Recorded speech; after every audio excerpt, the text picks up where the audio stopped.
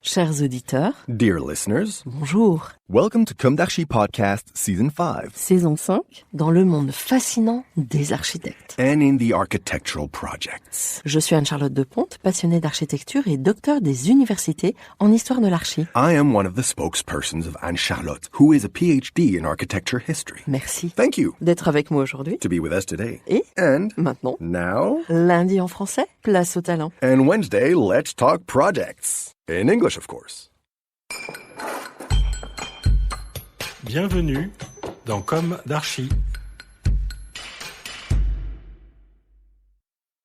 Chers auditeurs, ravis de vous retrouver aujourd'hui en compagnie de Soraya Gemny Wagner et Maxime Lyotard. Bonjour Soraya et Maxime. Bonjour. Bonjour. Bienvenue dans Comme d'Archi. Vous êtes associés et à la tête de l'agence d'architecture intérieure Lyotard and the Queen. Tout à fait. J'adore. On va tout de suite. Pourquoi Lyotard and the Queen? Parce qu'on voulait quelque chose qui change, qui sort des sentiers battus, quelque chose qu'on ne voit pas dans le milieu de l'architecture d'intérieur, qui est beaucoup plus en général traditionnel, où c'est plutôt le nom et le nom de famille de la personne, de l'archi, ou alors un nom un peu plus, je sais pas, quelque chose où on ne comprendrait pas le sens. Là, c'est vrai que c'est très direct, il y a de l'anglais, c'est très en accrocheur. C'est Maxime, hein, on va te rendre quand même justice. C'est toi qui es arrivé avec cette idée au moment où on se lançait dans l'envie de relancer un studio tous les deux.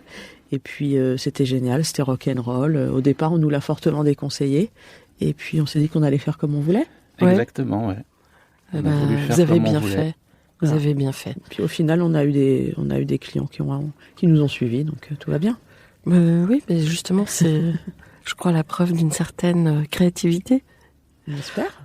Donc, l'architecture intérieure, c'est beaucoup une histoire de goût, en tout cas de ressenti. Alors, on va commencer par des questions sur le goût, mais l'autre goût. Aimez-vous les plaisirs de la table? Quels sont vos mets préférés? Et pouvez-vous évoquer un souvenir gustatif? Vous préférez commencer, Soraya, Maxime, comme vous voulez. Alors, moi, je peux commencer. Je pense que mes parents, ils m'ont toujours emmené dans les restos depuis que j'étais tout petit. Déjà à 6 ans, même, on allait dans des restaurants plutôt gastronomiques. J'ai toujours mangé comme eux, donc j'ai tout de suite été habitué à la grande nourriture. Donc j'ai eu le palais qui a été très vite adapté à ça. Et en même temps, comme je viens d'Annecy et de Haute-Savoie, c'est vrai qu'on a une culture gastronomique assez développée et on a le fromage. Donc depuis tout petit, je mange du fromage. Mon grand-père m'a fait manger beaucoup de fromage et j'adore ça. Donc pour moi, un verre de vin et du bon fromage, déjà, c'est la base de tout. Bon, alors, on a les mets préférés. Un souvenir gustatif? Et un souvenir gustatif, ce serait le gâteau de semoule de ma grand-mère, qui est un peu parti avec elle parce que c'est plus du tout quelque chose qui se fait. Mais et j'en ai plus jamais mangé depuis. Mais c'est vrai que j'adorais ça. C'était donc c'est un très bon souvenir. La Très bon transmission, souvenir. dans la transmission. C'est pour ça qu'il faut toujours apprendre les recettes. Nous sommes bien d'accord. Je tâche de le C'est faire. vrai. Ouais. Moi, j'ai le souvenir d'un pain d'épices extraordinaire. En plus, c'est pas facile. Ouais. Contrairement à ce qu'on pourrait penser, le pain d'épices. Je l'ai fait une fois, mais après, je l'ai jamais refait. La recette a disparu dans les déménagements. Et voilà.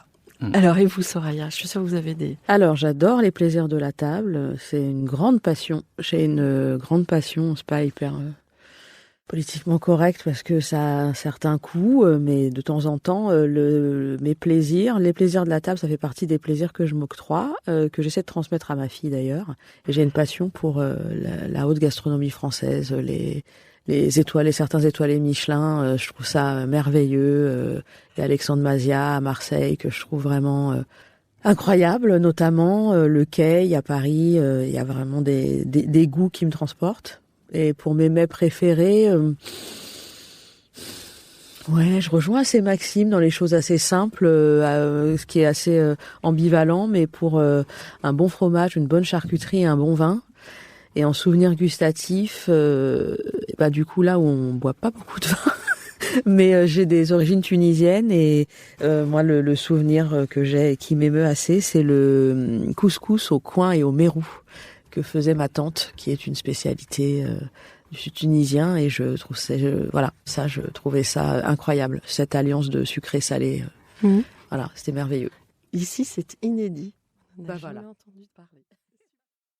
Retrouvez l'intégralité de cet épisode sur Apple Podcast, Acast, Deezer, Spotify.